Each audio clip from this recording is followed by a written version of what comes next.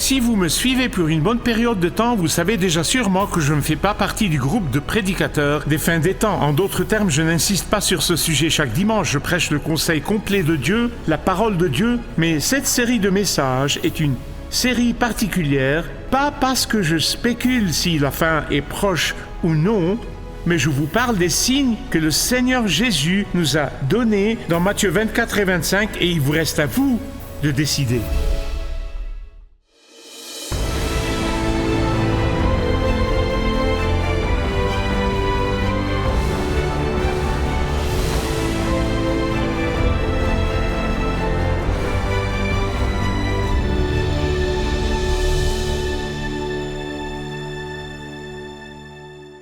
Dans le dernier message, j'ai partagé avec vous, à partir de la parole de Dieu, ce que Jésus a expliqué aux disciples lorsqu'ils lui ont posé la question « Quels sont les signes de ton retour ?» Et il a parlé des douleurs de l'accouchement d'une femme enceinte. Et nous avons vu 6 signes des douleurs de l'accouchement. Alors laissez-moi vous rappeler que nous avons vu tout au long de l'histoire ces 6 signes. Ils ont toujours existé. La seule différence, c'est qu'à l'approche du retour du Seigneur Jésus, ces douleurs de l'accouchement vont s'accélérer et devenir plus fréquentes. La seule différence, c'est qu'à l'approche du retour de Christ, elles vont s'intensifier jusqu'à la naissance de l'enfant. Et ici, dans ce passage, notre Seigneur Jésus-Christ parle de 2 événements distincts. Je vais vous les expliquer. 2 événements distincts. Il parle de ce qui va se passer 40 ans après le moment où il parle, assis sur le mont des Oliviers. C'est pour cela qu'on appelle cela le discours des Oliviers. 40 ans après cette époque, en 70 après Jésus-Christ, lorsque Jérusalem a été totalement détruite. Deuxièmement, il parle d'un autre événement, et c'est le temps qui précède immédiatement son retour. Vous dites, Michael, comment sais-tu cela? Eh bien, en l'an 70 de notre ère, les événements dont il parle, ces jours-là, il a fallu beaucoup de jours pour que Jérusalem tombe et pour que le temple soit détruit. Mais ensuite, il a changé et a dit, ce jour-là, en parlant du jour de son retour, il sera rapide, cela ne va pas prendre beaucoup de temps. Ceux qui vivront à l'époque du retour de Christ, ça ne prendra même pas des heures ou des minutes, ce sera des secondes, en un instant, en un clin d'œil. Maintenant, quelle est cette abomination de la désolation dont le prophète Daniel parlait? Laissez-moi vous dire que tous les théologiens de tous bords, réformés, dispensationalistes, tous les théologiens sont d'accord sur une chose. Cette abomination a été commise par Antiochus IV.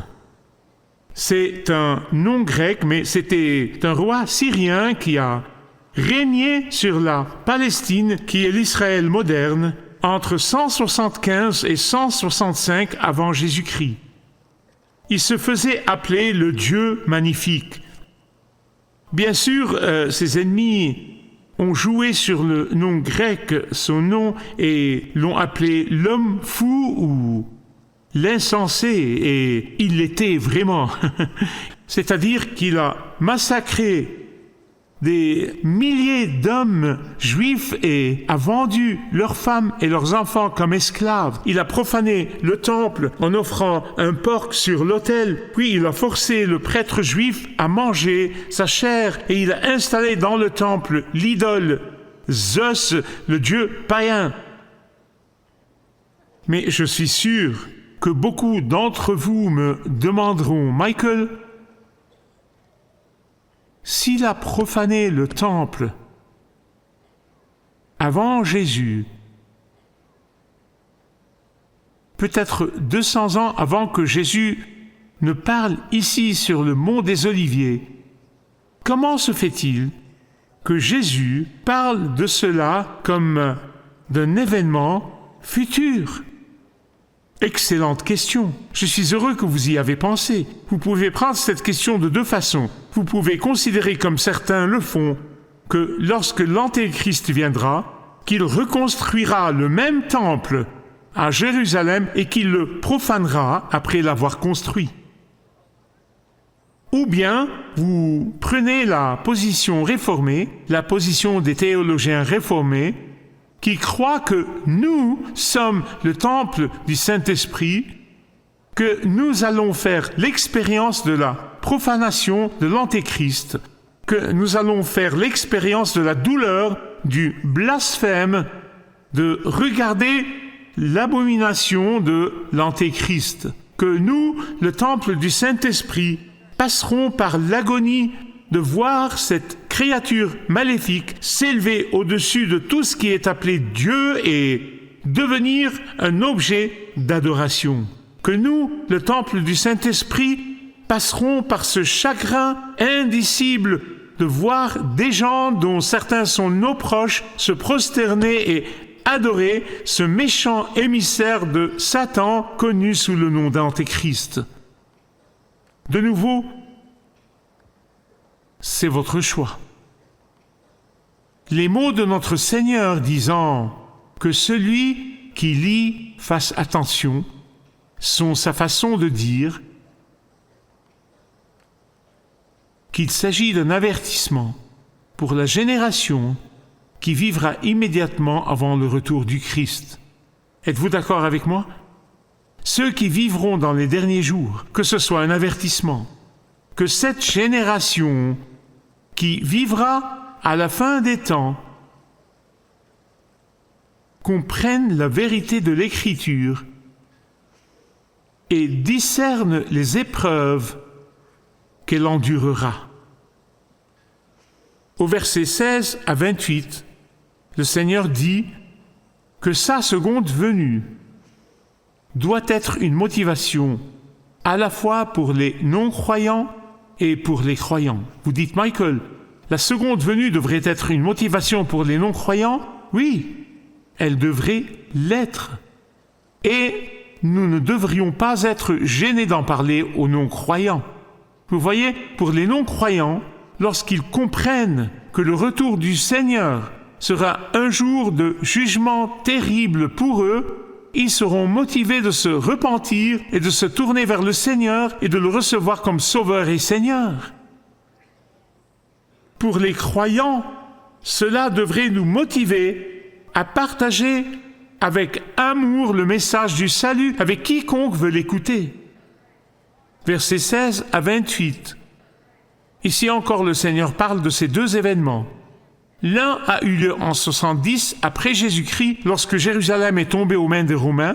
Au verset 16, par exemple, il dit que ceux qui seront en Judée, c'est-à-dire la région qui entoure Jérusalem, qui entoure les collines judéennes, c'est la Judée, s'enfuient dans les montagnes. Le deuxième événement, au verset 21, il parle de la fin des temps. Car alors, si vous lisez les historiens juifs et chrétiens concernant les événements de l'an 70, lorsque Jésus a prédit précisément en détail ce qui allait se passer 40 ans plus tard, vous verrez que les choses sont arrivées littéralement comme notre Seigneur l'avait dit. Le temple a été rasé, le récit horrifiant de ce que les Romains ont fait. Et voici un avertissement pour les habitants de la Judée, fouillés dans les montagnes. Il les avertissait de la gravité de ce qui allait se passer 40 ans plus tard, et il avertissait les disciples. Pourquoi? Parce que les Romains étaient déterminés à détruire le temple, et les habitants de la Judée étaient en danger immédiat. Je voudrais vous faire remarquer quelque chose de très très important dans ce passage. Très important, soulignez-le. Qu'est-ce que Jésus dit ici? Je pense qu'il y a un plus grand principe que nous devons apprendre ici. Notre Seigneur dit qu'aucune possession, rappelez-vous qu'il a dit de ne pas retourner la chercher, aucune possession ne vaudrait le risque de retarder votre venue et de suivre Dieu éternellement. L'horreur du jugement devrait créer en nous un esprit unique pour le salut éternel. Et c'est pourquoi Jésus a dit « Et que servira-t-il à un homme ?» J'oserais même dire à une femme « Que servira-t-il à un homme de gagner le monde entier s'il perd son âme ?»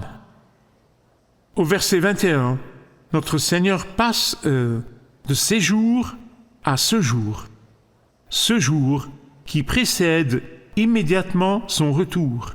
Il y aura une grande tribulation, telle qu'il n'y en a jamais eu auparavant, ni au début des temps, ni depuis, ni même après.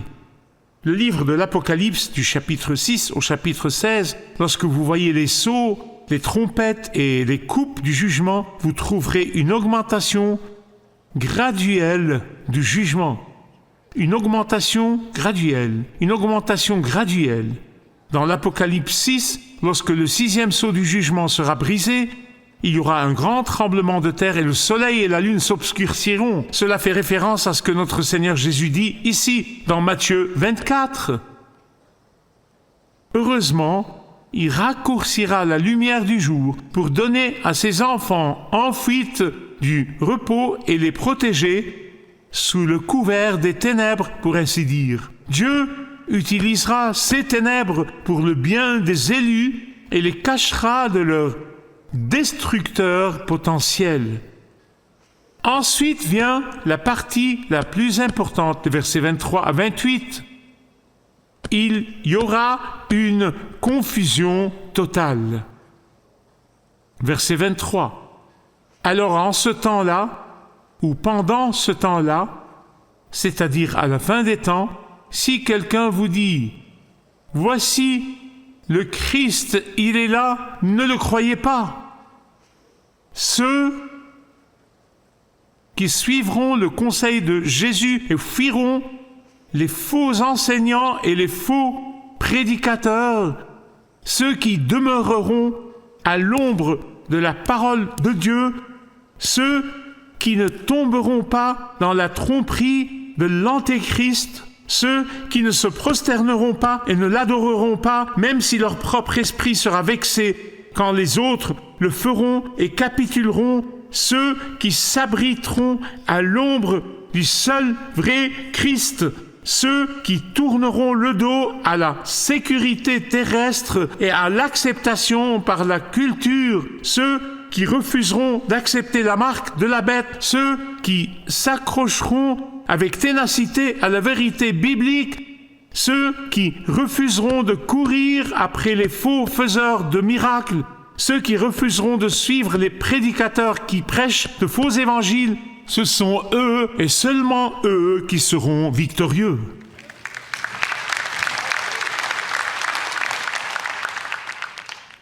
Le verset 24 est un verset qui complète vraiment celui-ci et qui m'a fait pleurer. Mais il a besoin d'être expliqué. Car de prétendus messies et de prétendus prophètes surgiront. Ils feront de grands prodiges et des signes miraculeux au point de tromper. Et écoutez.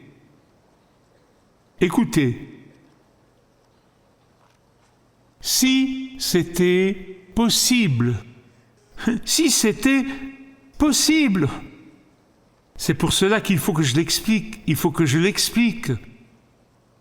Si c'était possible. Bien-aimés, Satan n'a jamais été capable de tromper les vrais croyants chrétiens. Je ne parle pas de ceux qui traînent ou de ceux qui ressemblent à des chrétiens. Je parle des vrais croyants. Pourquoi? Parce que Jésus a dit dans Jean chapitre 10, « Mes brebis entendent ma voix, je les connais, et elles me suivent, je leur donne la vie éternelle, et elles ne périront jamais, et personne ne pourra les ravir de ma main. » C'est ce que nous appelons la sécurité éternelle des croyants. Une fois qu'une personne vient à Christ, qu'elle s'abandonne à lui, personne, y compris Satan lui-même, ne pourra l'arracher de sa main. Les Écritures l'affirment d'un bout à l'autre. Il ne s'agit pas d'un seul verset. Les vrais croyants ne seront pas détruits le jour du jugement parce que notre Seigneur les protège souverainement. Mais néanmoins, regardez ce verset, néanmoins, protégés comme ils le sont, certains, attaqués par Satan, seront ébranlés par la sévère et terrible tourmente et verront leur confiance ébranlée. Certains, sous la contrainte des faux messies, des faux prédicateurs et des faux enseignants, seront battus et perdront leur équilibre. Certains, lorsqu'ils verront ces signes horribles dans les cieux et le monde qui s'écroule, les étoiles qui tombent du ciel, la lumière du soleil et de la lune radicalement réduite, les millions de personnes qui meurent de maladies et de famine, des milliers de leurs contemporains qui sont dans une situation désespérée, ils deviendront émotionnellement épuisés et complètement vulnérables au subterfuge des faux messies. Prenez garde, je me le dis à moi aussi. Prenez garde. Ah, s'il n'y avait pas la main protectrice de Dieu, regardez avec moi le verset 25. Jésus dit, voilà, je vous l'ai annoncé d'avance. N'est-il pas merveilleux, notre Seigneur? Il nous avertit toujours. En d'autres termes, soyez prêts, soyez préparés. Ne laissez pas ces jours vous prendre par surprise. Protégez-vous et protégez votre famille à l'avance pour ne pas être surpris. Comment? Verset 27. En effet, tout comme l'éclair parle de l'Est et apparaît jusqu'à l'Ouest, ainsi sera le retour du Fils de l'homme. Vous savez quoi? Je vais en dire beaucoup plus à ce sujet dans les prochains messages et je suis impatient de le faire. J'espère seulement ne pas m'emporter. Je me contenterai de vous dire un peu de choses. Un peu de choses très rapidement. Qu'est-ce que cela signifie? Des éclairs de l'Est et à l'Ouest. Il dit que le retour du Christ ne s'étendra pas sur une longue période de temps. Sa venue ne prendra pas des jours ni même des heures. Sa venue sera rapide et soudaine. Sa venue sera bruyante et publique. Tout le monde, dans le monde de tout l'univers, le verra. Ils verront l'événement glorieux, majestueux, peu importe que vous soyez en Australie, au Moyen-Orient, en Amérique du Nord, en Amérique du Sud, tout œil le verra. Rappelez-vous dans le livre des Actes, chapitre 1, verset 11, lorsque les disciples qui étaient avec Jésus pendant 3 ans, 1/3, et le voyaient, après l'avoir ressuscité, ils ont vécu avec lui après la résurrection pendant 40 jours, et ils sont restés bouche bée lorsqu'ils l'ont vu monter, et ils ne savaient tout simplement pas. Littéralement, ils étaient sans voix. L'ange leur a dit, « Pourquoi êtes-vous si surpris ?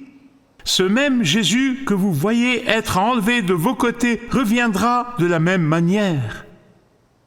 Tout œil le verra. » Nous le verrons à l'Est, nous le verrons à l'Ouest, tout le monde le verra. Et mes amis bien-aimés, le livre de l'Apocalypse dit, dans 6, 15 et 16, que les rois de la terre et les célébrités, les princes, les hommes célèbres, les chefs, les riches et les puissants, les esclaves et les hommes libres se cacheront dans des cavernes au milieu des rochers et des montagnes. Ils diront aux montagnes et aux rochers, « Tombez sur nous, cachez-nous de la face de celui qui est assis sur le trône, de la colère de l'agneau. » On le verra de tous les coins du monde.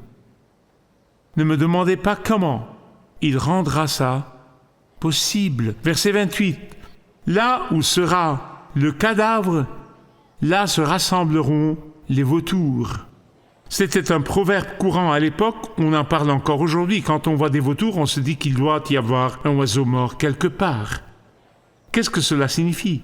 À la fin de la grande tribulation, le monde sera dévasté.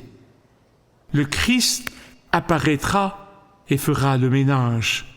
Et puis, la nouvelle Jérusalem viendra, et Christ régnera et gouvernera dans la justice et la vérité. Je suis impatient. Voici la conclusion. J'anticipe toujours, parce que si je ne pense pas ce que vous pensez, j'essaye vraiment de me mettre dans toute ma préparation à votre place et je vois ce que vous pensez, parce que sinon, je ne serai pas pertinent pour vous. Et je me suis dit que si j'étais à votre place, je voudrais me demander, Michael, comment devrions-nous réagir? Comment réagirais-tu après ce mot de la parole de Dieu? Je ferai deux choses. Tout d'abord, je garderai mes yeux et ceux de ma famille sur les signes des douleurs de la naissance. Non, je ne porterai pas de robe blanche pour me rendre à la montagne. Non, non, non. Je garde les yeux fixés là-dessus. Je ne me laisse pas distraire du service, du don et de l'action. Je garde les yeux fixés là-dessus. Et la deuxième chose que je fais, c'est de prier pour un renouveau. Prier pour un renouveau. Prier pour le renouveau. J'en dirai plus à ce sujet plus tard dans cette série. Bien-aimés, nous vivons entre deux mondes. L'Écriture le dit très clairement. Nous sommes ici et maintenant. Nous devons servir maintenant fidèlement, faire tout ce que nous pouvons à chaque instant. Nous vivons donc entre l'ici et le maintenant et le futur. Et ce qui est à venir, c'est le retour glorieux du Christ. Dans le prochain message, je vous montrerai comment ce retour sera soudain mais aussi bruyant. Je ne crois pas à un enlèvement secret. Je n'y crois pas. Je n'y crois pas. Je pense que ce sera si fort que tout le monde le verra. Tout le monde le verra. Mais ceux qui prient et qui regardent, ceux qui servent et se préparent, ne seront pas surpris. Ils seront agréablement surpris, mais ils ne seront pas surpris parce qu'ils attendent. Ils se préparent, ils prient et ils attendent. Donc nous ne serons pas surpris, nous serons ravis, nous serons enthousiasmés.